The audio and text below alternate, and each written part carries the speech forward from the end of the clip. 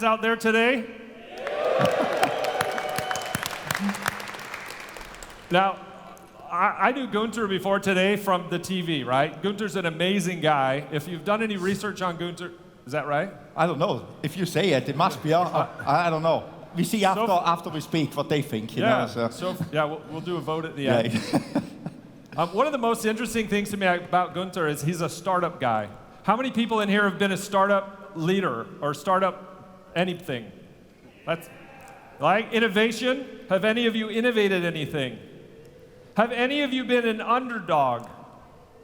I'm an underdog every day, right? And Guenther lives all of these things. He's not an expert in purchasing, but he's an expert in all the things that we go through. So just a couple little questions about F1, and then I want to talk about some really interesting things that relate to our jobs every single day.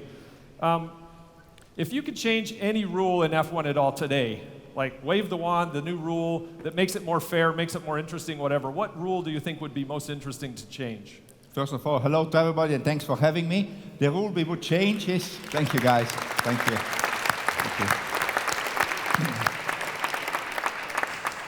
The rule to change, I don't really know because there's so many, in an emotion you would change all of the rules, but in the moment what I would change is that a team like us should have an advantage that we can beat, that we can race for a win, but that will not happen because it's Formula One, so unfortunately we have to work hard for it, you know. Yeah. But no, there is nothing really what I would change in the moment. I think consistency in the decision making, in the how the fines get thrown out and stuff like this. More consistency. But otherwise, I think Formula One is in a very good place right now. Yeah. Well, it takes a lot of courage to go into a sport without all the resources that some of the big players have. I remember when we started Graphite, I was thinking, in fact, I don't know, trust your suppliers out here somewhere. They're competitors and friends of mine, and they were sort of working really closely with IBM, and I'm like, I don't even have a chance. Like, this big business, how can I go into this space? How can we be successful? And over the years, we've become very successful doing what we do and doing it well. But you're in this sport where you're against these giant car manufacturers with all of these resources and all of this history in F1. When you came in the, whatever, was it 2016? Yes. And joined F1, like, how did you look at the competition and feel like you could survive? Like, these are monsters in terms of their resources. Yeah, but when I look back now, I ask myself how I believed in myself or how we believed in ourselves on that one. But I always say, I mean, if you look at F1, there is at the time there were 10 teams, and we looked at them and said, if you just do more of the same, just try to copy, it's very difficult because these are companies which are there doing it since some of them more than 50 years. How can you compete? They have got billions of dollars, as you just said, from the big manufacturers. We are a startup. I mean, I had Haas was founding the team, but just to catch up with them, by doing the same as they did was not possible. And there was 3 teams at the same time which were going out of the business for just that reason. They came in and said, oh, we're going to do the same, we're just doing it better. I always said, I'm not, the other teams are pretty intelligent people, you know. I'm not more intelligent and I haven't got more money. How can I even compete with them? And what we said, let's take a different angle. I went through the regulation, found out how the regulations are written, and then partnered with a big team. And I got a lot of resources from them, which was allowed at the time. Behind us, they closed a lot of gates in the rules, you know, because nobody had taken this advantage. But you just use your creativity. I think I just was always like, how can we still succeed to go where we want to go, Formula One racing, and because in the end you we employ people, and you need to give these people also some future, some security for the future. So it's just like always trying to find a way, but not getting up. I need to do it different. No, just trying to do it. I want to get there. How can I do it in a better way? What is better? I mean, to define better, it depends who wants to do it. So I found it was the better way to align with a big team which has got a lot of experience, which at the time has done it more than 50 years, and use the regulation to your advantage if you're allowed to. Obviously, and it worked for us because we had in the beginning, obviously our business plan was we had a place in the States, a place in the UK, and a place in Italy. Everybody said, oh, if you don't do Formula One all under one roof like all the other ones, you will fail. Okay, let us at least go to the racetrack. And there were so many naysayers, and one of my things was, I ignore them, I just go down my way. If it works, fine, and I was pretty sure I make it work, or we make it work, because it wasn't me on my own, it was a team around me. And then these naysayers, once we scored points at our first race, when we came out on time with 2 cars, with 2 drivers, everything was there, they were the biggest fans of us. I always knew this was going to happen, you know. So I learned one thing: the naysayers, respect them, but don't listen to them. Yeah, it's awesome to have that kind of belief in yourself and a belief in the team and what's happening. It must be really challenging, even convincing other people. Like in the startup world, there's so much. Like I remember when we started Graphite, I thought, and I don't know if this is the case in F1, but I thought, where am I going to get an investor to come? I'm a purchasing person, right? I'm cheap, I'm frugal. I think nobody else is going to show up with money to believe in me and invest in me. But there was loads of resources out there, lots of investors that want to invest in something that they can stand behind. And it's a lot of work to convince them, right? You've got this vision, you believe in it. Did you find it difficult back there in the, whatever it must have been like 13, 14 to get Haas and to get F1 to like buy into this vision? What I would say, Gene Haas, he has a company, a machine tool company, which he created out of nothing, and it's the only one American left now, and he's very successful. He's a guy which actually always helps with these ideas, because he always thinks, just doing things like all the other ones are doing, I don't need to do that. You can look at other people, take the good things, and add some spices to it, to make it work, to make it even good. So obviously what I did, I always kept him aware of that. He knew that I was looking at the regulation and why our way or my way would work. I always explained it to him, and he listened. Okay, yeah, you're right. But it was,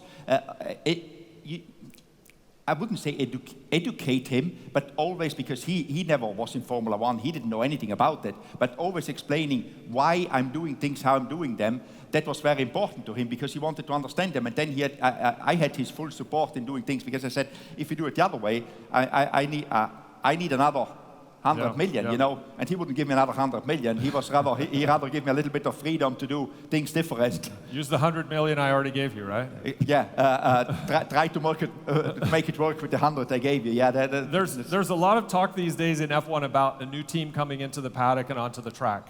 And it seems like a lot of the teams are opposed to splitting up the pie and, whatever.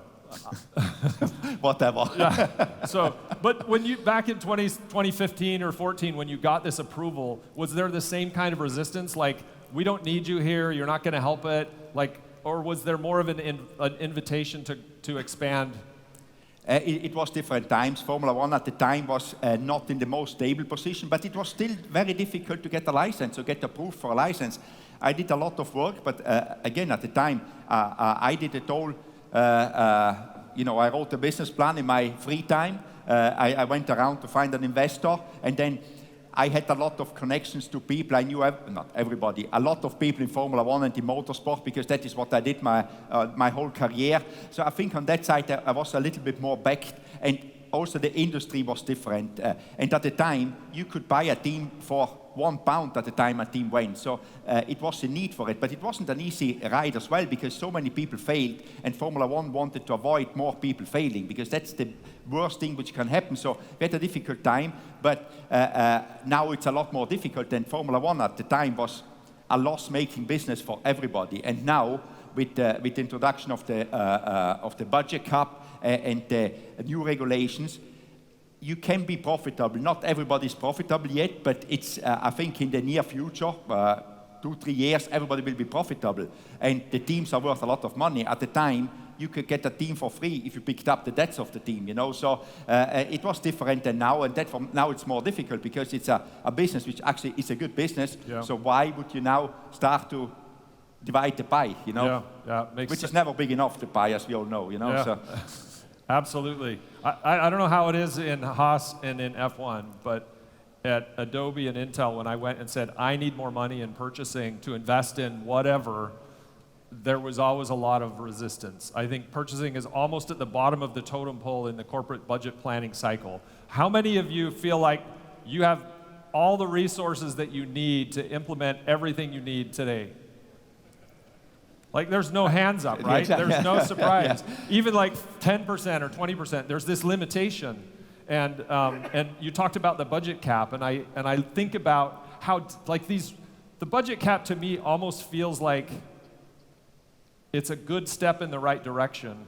And I think I saw something in the news, and you mentioned it earlier about all the capital resources and everything that the rest of these teams have just built up over the years, and you're coming in, there's a budget cap on you and on them, right? So in some ways it sounds like it levels the field, but it doesn't entirely level the field because you don't have these decades of capital and everything else standing behind you. From an accounting perspective, maybe it looks level, but it seems like maybe it's not that level. No, it's not that level. It will get to it. I always said it's mid to long term that will leveling out. It will be leveling out because, as you say, you've got, first of all the capital investment which was there for decades, and also the knowledge about it, because it's so difficult F1 racing. So if you've got the people there, the processes, everything just ingrained, and if you start from nothing, you have to build it up. But it will get there with the budget cap that at some stage everybody can compete for a podium. We always, in Formula One, I don't think it will ever be that anybody at any weekend can win a race. I think that will never happen in Formula One because the regulations are written like this, that you need to do a good job back at base, at home, developing the car, and that you always will have a difference. But it will change from year to year who is winning, you know. So I think it will get there, but obviously for a few more years, the big teams which have invested for the last 50 years, they got an advantage. But on the other side, I always respect that as well, because they invested, you know, they didn't get it from anywhere. They did a good job, exactly. Yeah. It is something you need to catch up. But when you achieve it, you can be more proud of it because you catched up with somebody with a monster of the industry. You know, for us, catching up with a Mercedes or with a Red Bull or with Ferrari one day will be fantastic, because then you say, this is what I've achieved. It's nothing else than with your startups when you catch up to one of the big players, you know? Yeah. No, that's absolutely awesome. So when I think about the innovation that's required, I suspect that all the great ideas at the Haas Formula One team don't come from you. My guess is you have a really smart group of people around. Not because you're not smart. That's not what I'm saying. You better don't. I'm the monkey now. But so you need to innovate, right? You're in your team. Your team's struggling this year to really have an awesome performance. You need your team to be motivated. You need your team to innovate. This is what we're all dealing with, right? Whether we're in a startup or in a purchasing team, we need the very best people on our team, and they need to help lift us to a new level of success. But when they're struggling or they don't feel the investment, like all of us feel this, how do you keep them focused on really creating that next great opportunity and believing, right? It isn't just, we're always going to be on, position 19 and 20. Like, we can be better. How do you go about lifting them? It's actually, in our third year, we finished fifth in the championship. It's a long time ago, it's 5 years ago. But what I always tell my people is like, we know how to do it. We need to get there again. And then you need to, I always do it like this. I give them, this is the way we need to go. If we need to make a big change, like we had it this year. We had the car. The concept of the car is like there are 2-3 concepts out in Formula One. Our concept had Ferrari and us. And we tried to develop the car. In the beginning of the season, the car was okay, not fantastic, but okay. And you say, we develop, we catch up, we do good.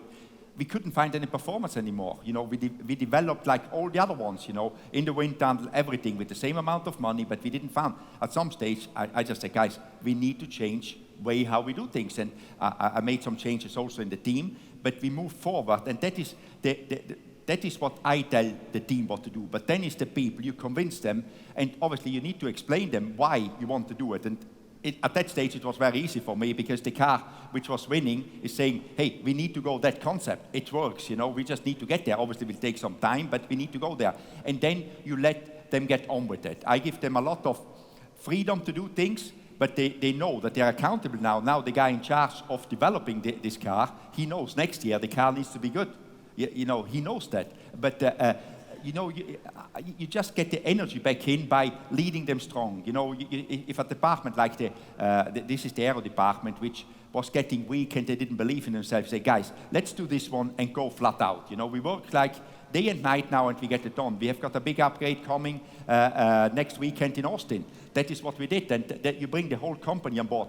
And actually, everybody liked that because we do something. If we would have been sitting there knowing that our car, we cannot find any performance, we are not having the results we wanted, and we do nothing, then you're a weak leader. You need to make decisions, say we go that way, and obviously, I hope I don't get it wrong by all means, but it's like you can do that one as well, but then you have to make the next decision. But it's like saying them, guys, let's do it, and you've got a lot of people which are just waiting for this. That's what I always felt, you know. If you are sitting there or we do nothing, or it will be all good, people get quite disillusioned, you know, they have no motivation, but you tell them, you need to work hard, this is what we want to do, and they want to be part of it, and I think in a race team particularly, but also in a startup, that is what you want to be, you know, you want to be good at what you're doing. You don't want to be average or bad, you want to be good in your job, because that is satisfaction. Our guys, when they go home or when they go to the pub in England and their mates, they all say, oh, you finished second last again last week, and they are not proud, you know. So they want to be proud, and therefore they work hard, and that is how I always motivate these guys, you know, saying, hey, we can do this, we did this before, we didn't get stupid in 2 years, let's do it again. Yeah. Yeah, we got to learn from what's not working, right? Exactly, yeah. It doesn't always, like the failures teach us more than the successes a lot, right? Admit the failure and move on, you know. Yeah. Live with it. We learned that it isn't working, this concept. Let's do something different. Let's do something which seems to be working. Just work it out how it works. Yeah. Yeah. So I asked you this earlier, and I think it's really interesting. As a fan watching the race, I can never tell how much of the win and the loss is the driver, how much is the car, and how much is the team. You're talking about this very, like, how important the innovation is at a team level. We see drivers completely screw things up on accident, for sure not on purpose, right? But great drivers like Lewis Hamilton last week that hits his own teammate and ends up in the gravel and looks like a beginner, right? So you have the car, you have the driver, and you have the team. How do you balance those things in order to make it work? Which one of those things do you think is the difference maker? I think the starting point is always the car in Formula One. The car needs to be good. If you've got a good car, the driver is fired up. The team, the race team, which is at the racetrack, they are fired up when they have the pit stops and things like this, you know. But as I say, everything needs to work together. But the base is a good car if you want to win.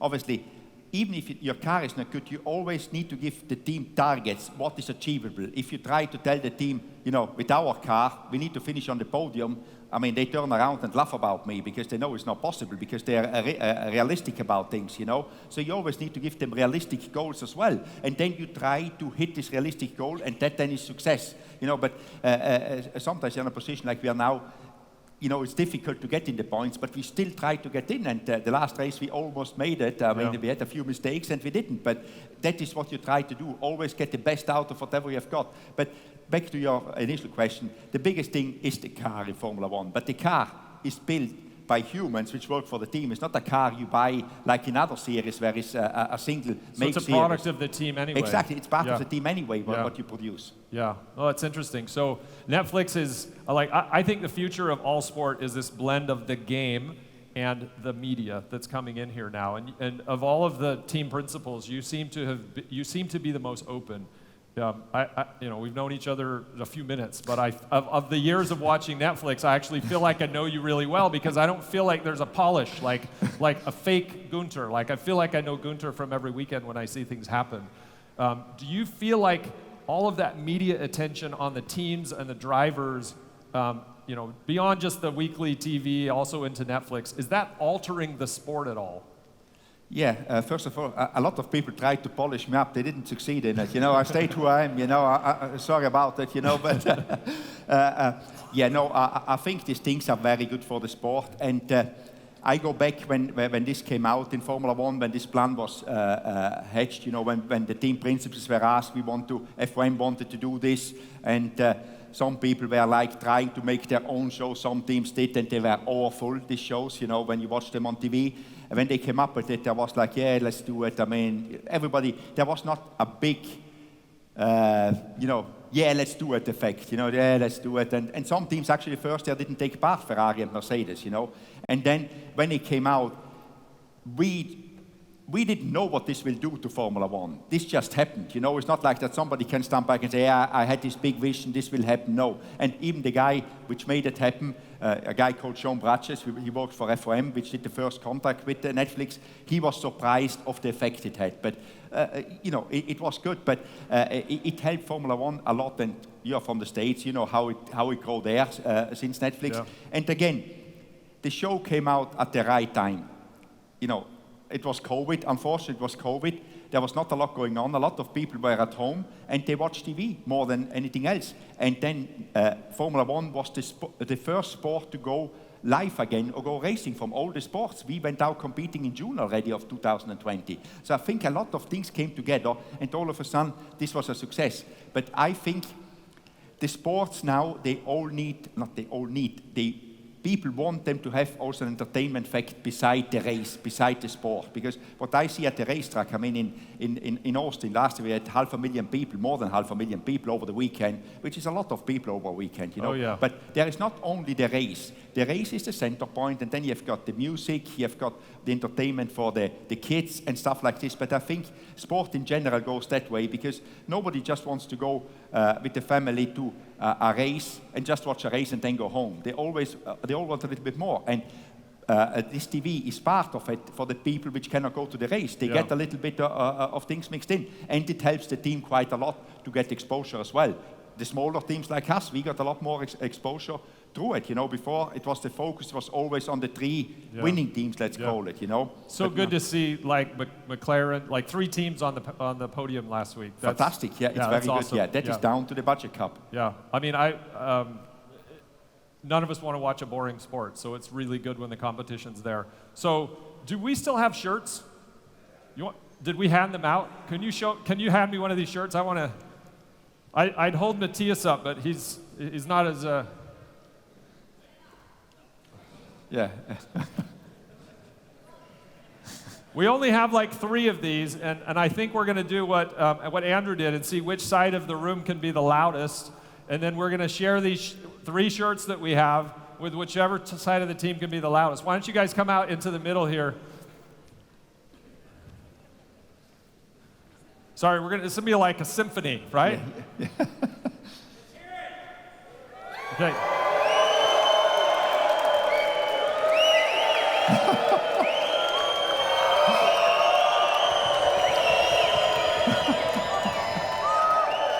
All right. 2 over here and 1 over here.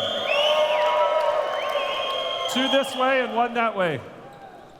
I think we should have more shirts. Huh? I need more shirts. Remember, if you win the racing in the simulator, you can get some really cool signed gear from Guenther. That would be fantastic. So, thank you for being with us. I have just really one more question I'd like to ask you. In addition to startup, in addition to innovation, all of these things, I think everybody in this room is a leader. You can lead from any position you're in. You might be the CEO, you might be the buyer, any of the roles. Leadership comes from any position. As you think about your job and your life and your career, if you had the most interesting or the most helpful lesson you could share with your younger self or with all of us, like what would you say about leadership? I think for me, leadership is making decisions. I always say no decision is the worst decision. Even if you make a decision and it ends up being wrong, you learn something, but you move on, you move forward. Even if you maybe take a step back to make 2 forward, but I always tell my people, making no decision is the worst we can do. And I give you a good example. I always say with the strategy, you know, in the race strategy, sometimes should we come into to pit or should we not? And then afterwards, always with hindsight, we are all the best strategists in the world, you know, me inclusive, you know.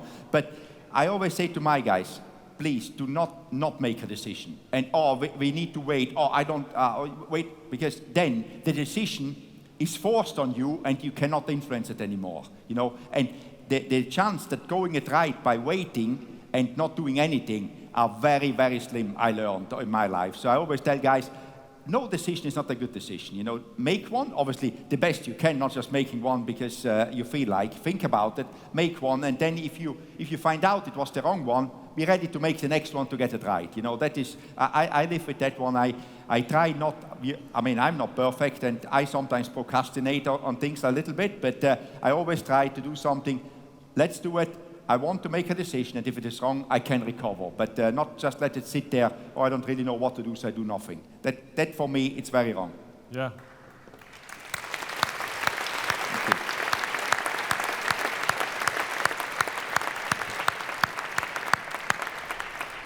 Thank you for being with us. I know you have an incredibly busy travel schedule, off to Austin next weekend.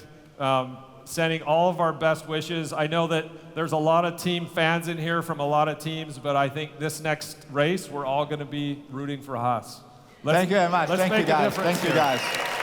Thank you, guys. And thanks for having me. Thank you.